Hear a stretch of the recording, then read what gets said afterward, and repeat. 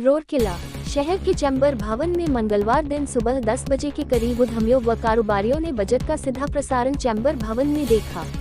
आज केंद्र में नरेंद्र मोदी सरकार की ओर से वर्ष 2024-25 आर्थिक वर्ष के लिए पूर्ण बजट पेश किया गया। वर्ष 2024 निर्वाचन के बाद केंद्र में क्षमतासीन भाजपा सरकार तीसरी बार अर्थ मंत्री निर्मला सीतारमण आज बजट पेश की। इस बजट में प्रस्ताव रखा गया। उद्यमियों व कारोबारियों ने बजट को संतुलित व विकास से प्रेरित बताया।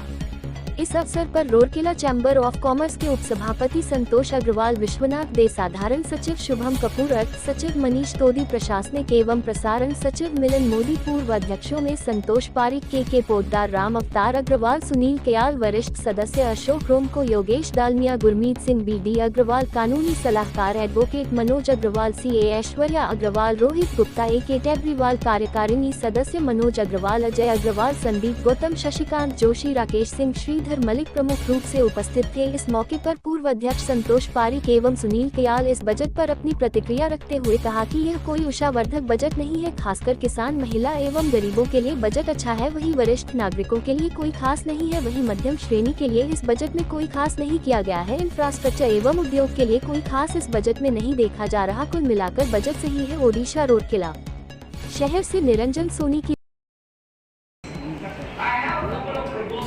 deepening the tax base. First, security transaction tax on futures and options of securities is proposed to be increased and 0.1% respectively. Second, for reasons of equity, are proposed by employers towards NPS is proposed to be increased from 10 to 14% of the employee's salary. Similarly, reduction of this expenditure, public sector banks and undertakings opting for the new tax regime is proposed to be provided. Indian professionals working in multinationals. आज असम में बाढ़ आ गया तो वहाँ के लिए आप कुछ अनाउंस कर दे रहे हैं, तो वहाँ के लिए कुछ हिमाचल प्रदेश के लिए कर दे रहे हैं, बिहार है तो बिहार के लिए कुछ ट्रेनें का आप इसमें अनाउंसमेंट कर दे रहे हैं। तो it is A union budget, ये कोई स्टेट का बजट नहीं है। मुझे लगा कि इसमें उन्होंने जो एक तरह से हम लोग वाइट वॉशिंग करते हैं, वाइट वॉशिंग अच्छा किया है। उसमें labour, farmer, MSME, women, society में जितने भी मध्यम वर्ग के लोग हैं उनको भी कवर किया है। लेकिन सीनियर सिटीजन के बारे में कहीं कोई जिक्र नहीं है, जो कि हमें आशा थी कि जो बुजुर्ग हैं हमारे देश के, उनका भी एक मौलिक अधिकार है, उनको भी कुछ फैसिलिटी मिलना चाहिए। ना तो उनके लिए कोई कंसेशन का अनाउंसमेंट है, ना उनका कोई टैक्स में कहीं रिजीम में कोई उनको पैकेजेस मिला है। तो ये थोड़ा हम लोगों को एक निराशाजनक लगा। हमारा चैम्बर चूँकि उद्योग और व्यापार के लिए ज़्यादा हम लोग चिंतित रहते हैं, तो उस जगह पे MSME को प्रोत्साहन देने के लिए नो डाउट उन्होंने कुछ जगह पे पैकेज डिक्लेयर किए हैं, बट वो पैकेज कोई एक्साइटिंग नहीं है। जैसे पहले था credit guarantee without collateral loan, और MSME के लिए वो छोटा सा मुद्रा लोन 10 को 20 कर दिए। Kapoor, I am General Secretary of Rourkela Chamber of Commerce and Industry.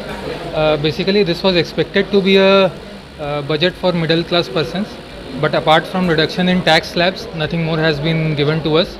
Instead, it has been taken from us. They are saying 17,500 we will save every year, but that has been adjusted in the LTCG and SCTG tax which they have increased.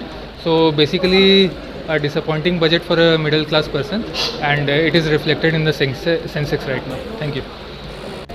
मैं Santosh Agrawal, vice president Rourkela chamber of commerce and industry. आज जो कार्यक्रम आयोजित किया गया था chamber of commerce में, उसका विषय क्या था और आपका? ये बजट के ऊपर में लाइव व्यूइंग था by office bearers, past presidents and legal advisers. ये सब जो आज कार्यक्रम आयोजन किया गया था, ये क्यों किया गया था?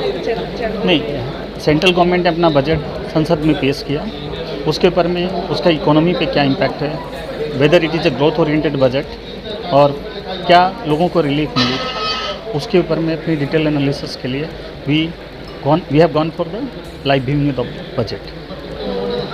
What is the conclusion that you have got from this? No doubt it is a growth oriented budget.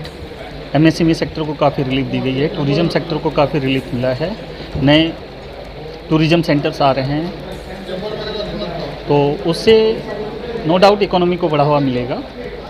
लेकिन साइमल्टेनियसली डायरेक्ट टैक्सेस और इनडायरेक्ट टैक्स